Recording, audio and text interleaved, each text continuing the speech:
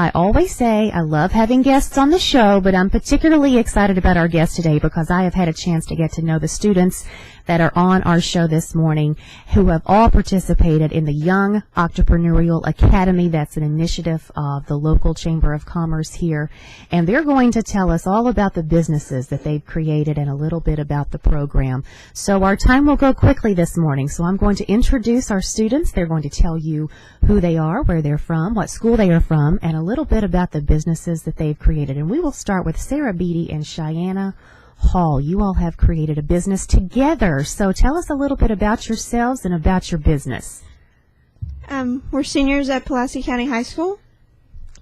Our business is Gothic Eye Apparel, which is a mixed clothing styles from East Asian, street fashion, and just a little bit about everything else. And you design the clothes yourselves.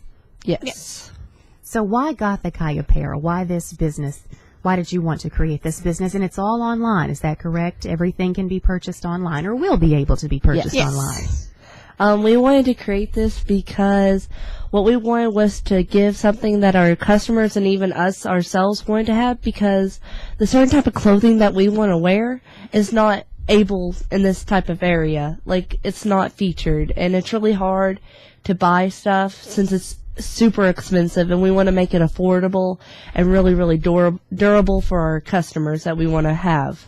You all have created this business literally from the ground up. You wrote your own business plan. You did your own financials. What was the hardest part for you about creating this business, soon-to-be business? Probably coming up with all the costs of everything and putting all the math together, because neither of us are really math people. I am not a mathematician. This was too hard for me. Well, you all did a great job, and you presented a couple of weeks ago your business plan. And most terrifying thing in my life. Showed off some of your designs to an investor panel. So let everybody know how that turned out for you. Oh, goodness. I was shaking all over. It was terrifying, but the greatest thing ever. It was a great experience, especially with all the input from other business owners. And you did receive some cash from the investor panel to move your business forward.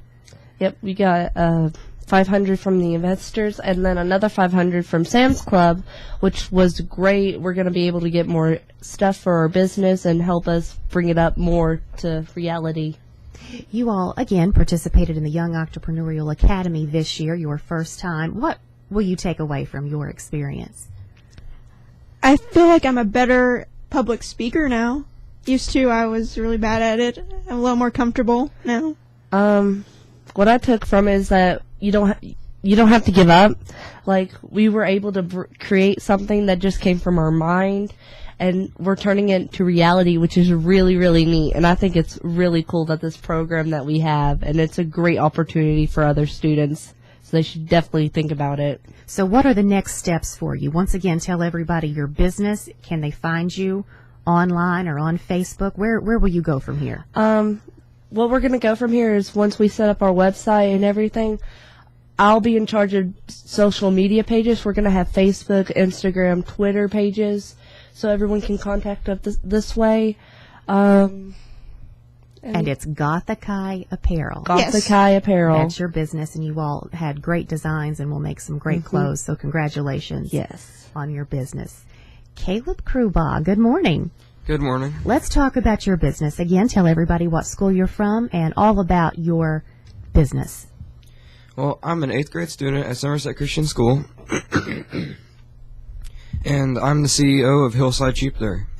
Talk a little bit about sheep dairy and sheep cheese, is that right? Yes. Well, I'll be producing a high-quality sheep cheese, and it will be grass-fed and spring-fed, and my cheese will be, I have to do that all the time. It's okay.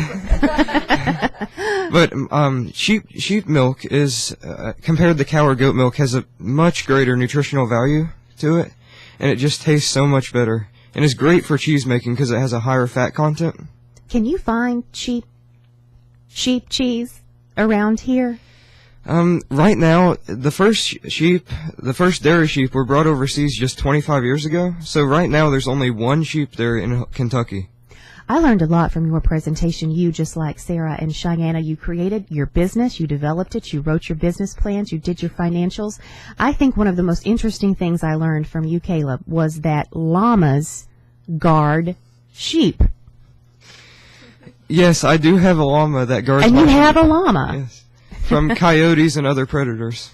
Talk a little bit more about the details of your business, because it was a little complicated, because you have to let the sheep grow, obviously, and then the cheese matures. So it's a lengthy process that you have to go through. Yes, the cheese making is very lengthy. I will buy my lambs this year at the end of this month and raise them up over a year until they're ready to have lambs and be milked. And the aging period for my cheese will be 3 months. So Hillside Dairy is the name of your business. Why this business? Why did you want to do this as opposed to maybe coming up with something else?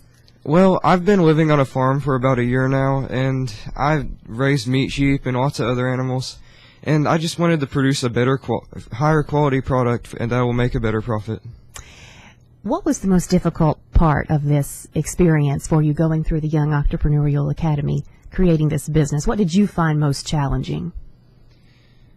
Because you know so much about your business, the details of it. What was the hardest part for you? Well, just getting all the numbers right and just being able to present in front of people, investors. You also presented in front of the investors, and how did that work out for you?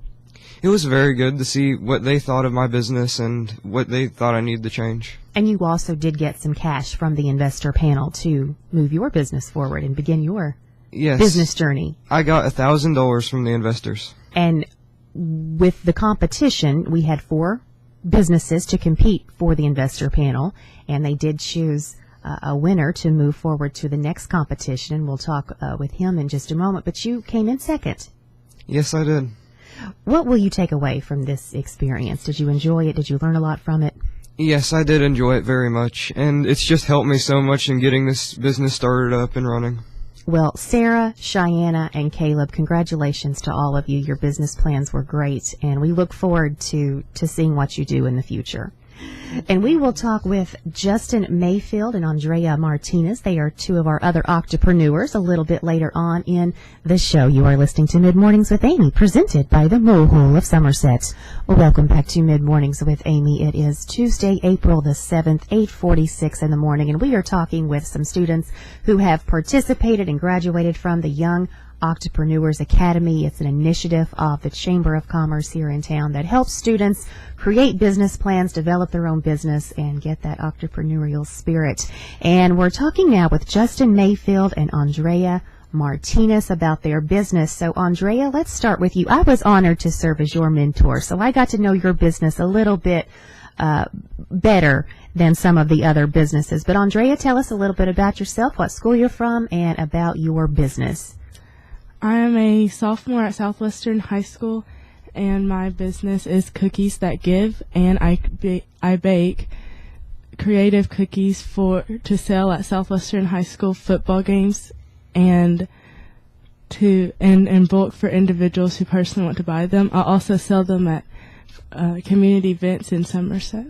I also donate 50% of all proceeds to Somerset God's Food Pantry. And that's really why you wanted to start this business, wasn't it? Because you wanted to give back to the community and to God's Food Pantry. Yes.